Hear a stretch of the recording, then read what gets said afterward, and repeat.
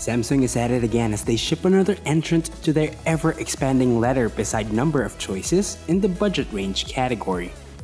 Mabuhay Manila, you got Drew here from ManilaShaker.com and join us in our full review of the Galaxy J3 Pro.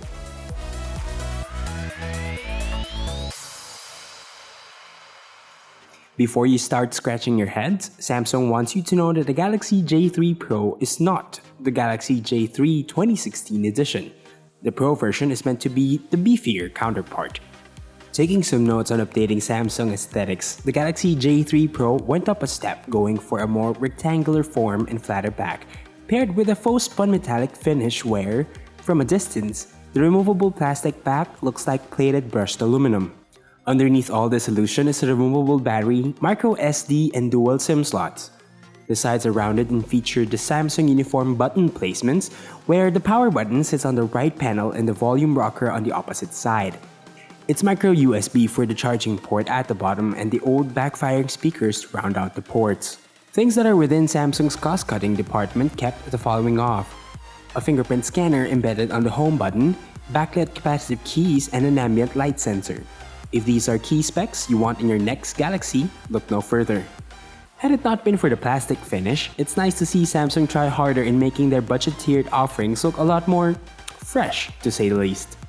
Greeting you upon powering up the device is a 5-inch 720p Super AMOLED display. It's not crazy clear and crazy sharp, but output is punchy and Samsung saturated, but struggles when being viewed under direct sunlight. The absence of an ambient light sensor means having to blindly fumble through looking for that screen brightness slider, hoping you hit the right button. It's no deal breaker, but we wanted to get it out there. It's a flashback for us in the camera setup as the 8-megapixel main shooter is decent in daylit images and fails horribly in nighttime shooting, for obvious reasons. It's a decent camera, period.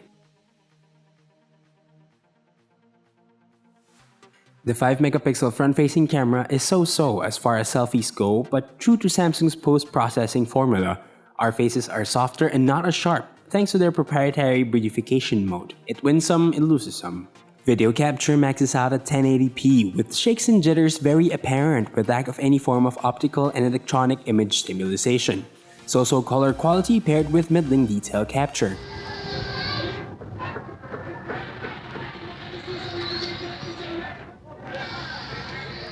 What scratched our ears most was being told that the J3 Pro will be running on Android 5.1 Lollipop with a dated and skin-heavy TouchWiz UI of old. There are no words yet on the J3 Pro being ported to Marshmallow, but we'll keep a weather eye out for that update. Taking cues from 2014, the Galaxy J3 Pro was being powered by quad-core Snapdragon 410, 2GB of RAM and 16GB of memory with expandable storage, which is a better setup overall than the low-tier Spreadtrum and 1.5GB of RAM within the Galaxy J3 2016 edition. Translating that to real-world performance, J3 Pro does a decent job of queuing average daily tasks on command. It will fall short in multitasking and graphic-demanding games of 2016. The chipset raked in 28,500 points and AnTuTu benchmark scores, which is well within expectations from its processing power. Maintained from the J3 2016 is the 2,600 mAh battery capacity for the J3 Pro, which got us through the day with moderate to frugal usage. Charging will be a waiting game, however, taking 2 hours and 40 minutes to top up with its 1-amp power adapter. The rear positioning of the mediocre and tinny speakers mean you will need to plug in your earphones almost all of the time to immerse in full entertainment mode.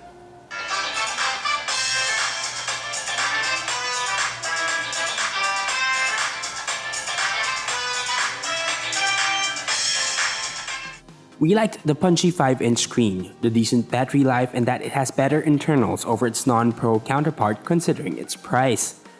We were hoping for at least an ambient light sensor and an improved selfie experience.